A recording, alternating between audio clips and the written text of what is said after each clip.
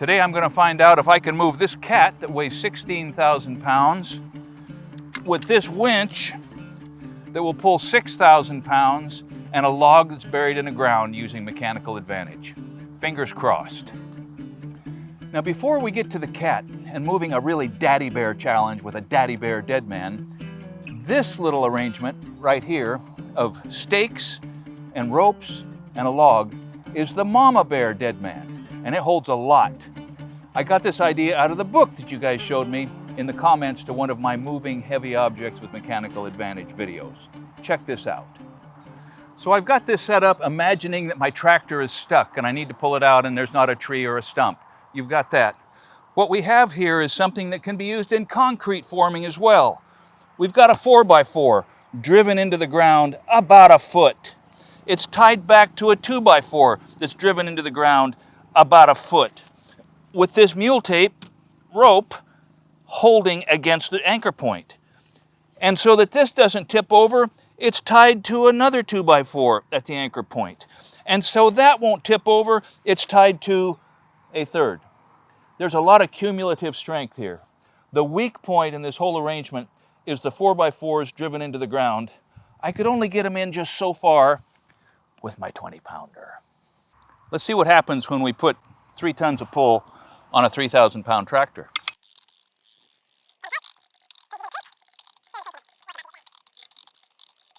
Tires are creeping, 2 hands on the handle.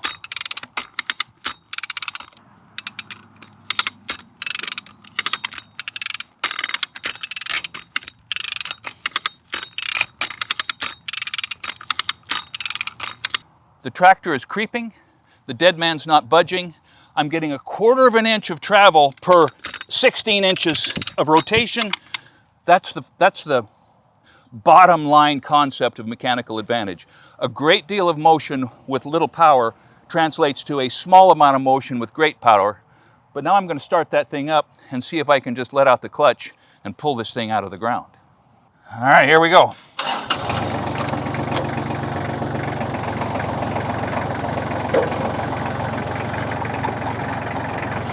Nothing. I would say that's a success. We're going to try it with a bigger piece of iron here in a minute.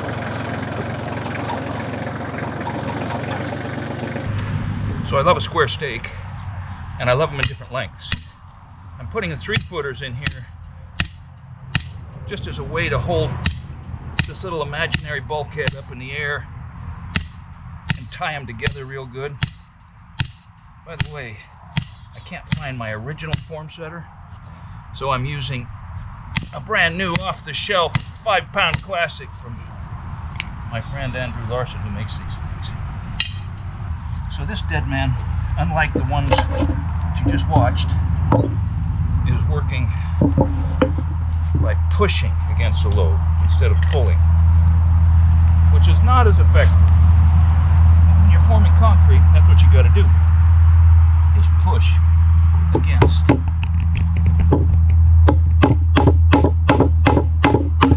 hydrostatic load. Speaking of hydrostatic load,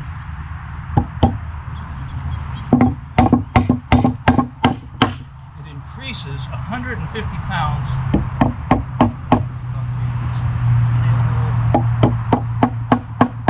per vertical foot going up, which means this form is 2 feet high, which means that every square foot at the top has 150 pounds pushing on it. And every square foot at the bottom has 300 pounds pushing on it. So 300 plus 150 is 450 pounds of hydrostatic form pressure for every lineal foot of form 2 feet high. That's a lot.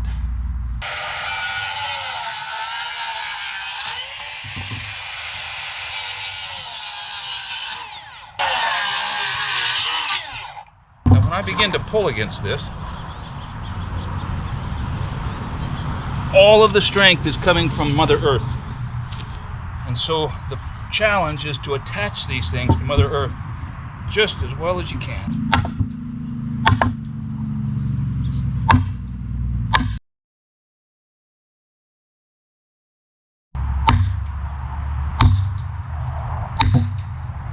clearly I could be using screws here. And maybe I should be. This is kind of an old school demonstration.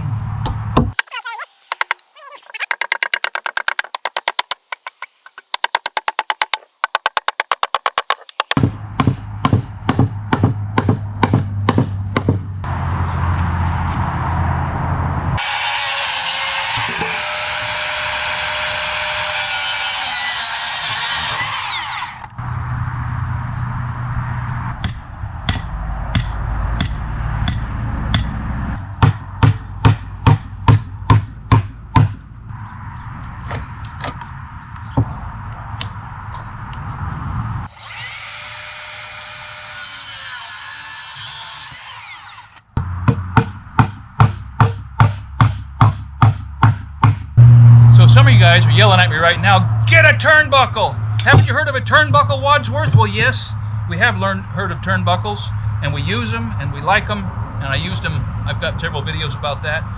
But what we're doing here right now holds better than a turnbuckle at the top down to a stake or a dead man at the bottom. I'll show you the next move.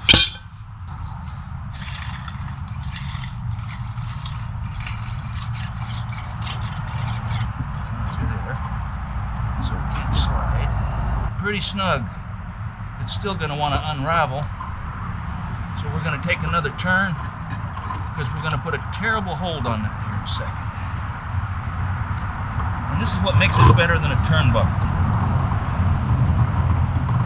Can you hear that? Twisting a wire is a very fierce way to get some tension. And it breaks right at the wrong moment. So what we're doing here is creating a situation where everything is pulling against that, and this can't yield, and that can't yield. Makes a big difference.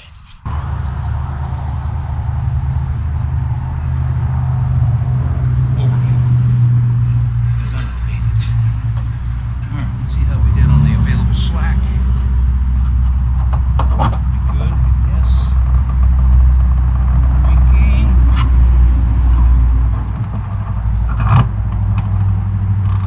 What I've got to do now is rig up a way to run a chain or a strap through kind of the middle of this. So I'm just going to chop a hole out of there. You wouldn't do that if it was a concrete form, but I think it'll still demonstrate what we have to demonstrate.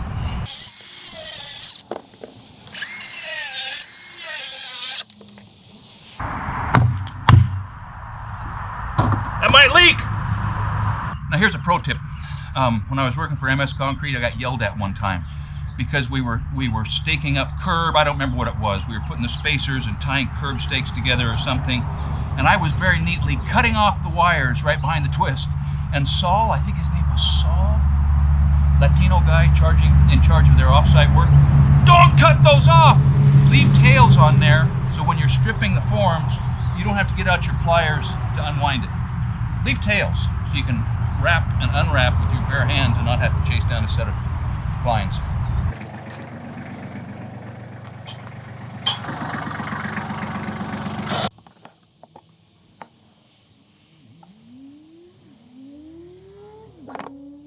So if this looks silly, here's what we've got mocked up. Imagine this is a bulkhead that can't move. The 4x4 and the tractor are mimicking the load of the concrete. You're filling this up with concrete, you're vibrating it, you don't want it to move. That's what we're duplicating with the weight of the tractor and the distribution of the load with the 4x4 through the middle of the form system. The reason this is stronger, in my opinion, than a turnbuckle is that a turnbuckle is only as strong as the resistance to the bending of the stake that's driven into the ground. Or maybe you've got a series of stakes on a 4x6 down here, that's great. But this little move right here, as far as I can tell, twisting up and putting tension on that stake, which pushes and puts more pressure up here, and it just gets the whole system, it's pulling back against the dirt where this is already driven in a foot. It locks this into I'll call it a shear block, a brace panel, not just a brace, but a brace panel. I think that's better. Let's see how hard we can pull on that jet winch, chain winch, chain come along, coughing hoist, call it what you will. We're going to put 6,000 pounds of pull on here and see if this thing fails. I rather expected it will.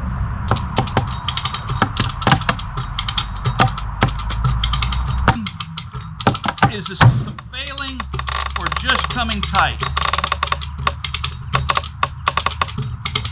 But no 2-foot tall concrete lift is going to push that hard right there.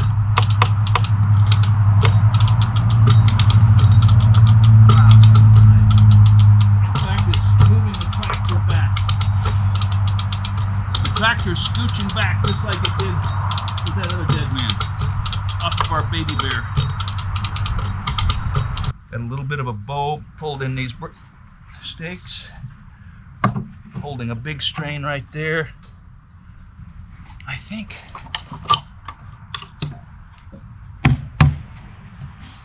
we're still holding. Let's test it to yield.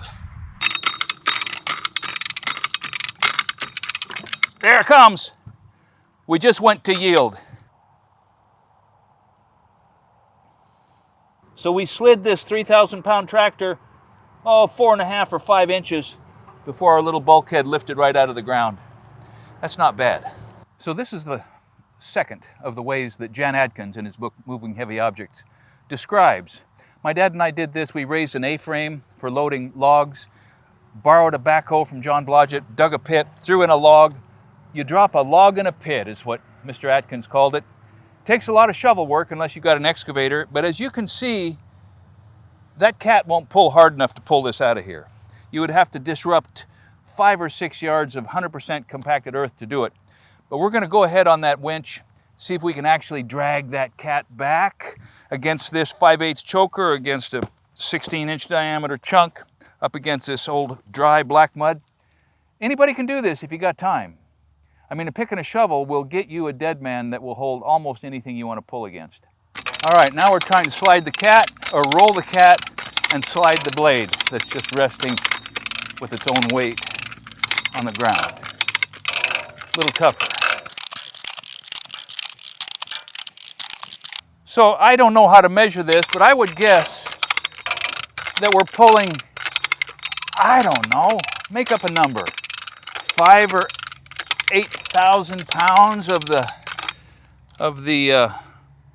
no, we're probably pulling 4,000 pounds of the 6,000 pounds this is supposed to be able to deal with.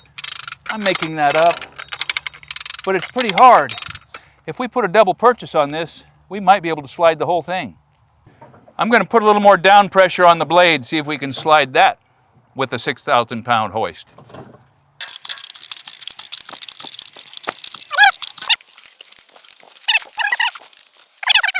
Just with my puny little worn-out biceps and mechanical advantage, I'm dragging 16,000 pounds back with the additional, that's on wheels, but with the drag of a 10-foot blade brushing off. You get the point.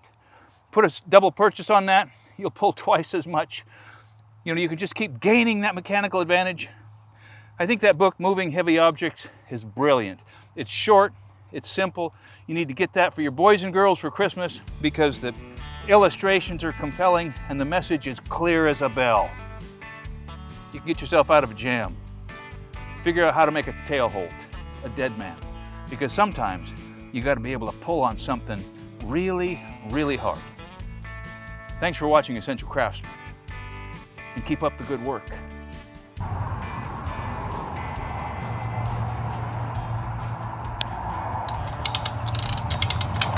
Looks like the cat's moving.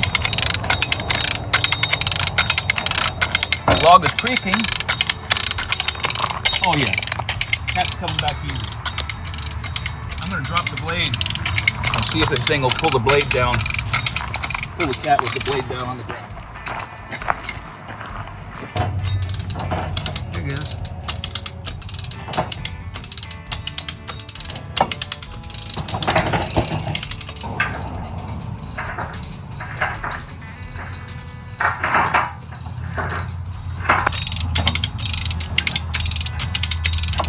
Okay, so these ropes are working. This one is fiddle string tight. This one's a lot tighter than it was when I just stretched it by hand. And this one is probably just about unchanged. but it's transferring the load back. It's taking a strain. If I started that cat, I could tear it right out, but I don't want to wreck my lawn.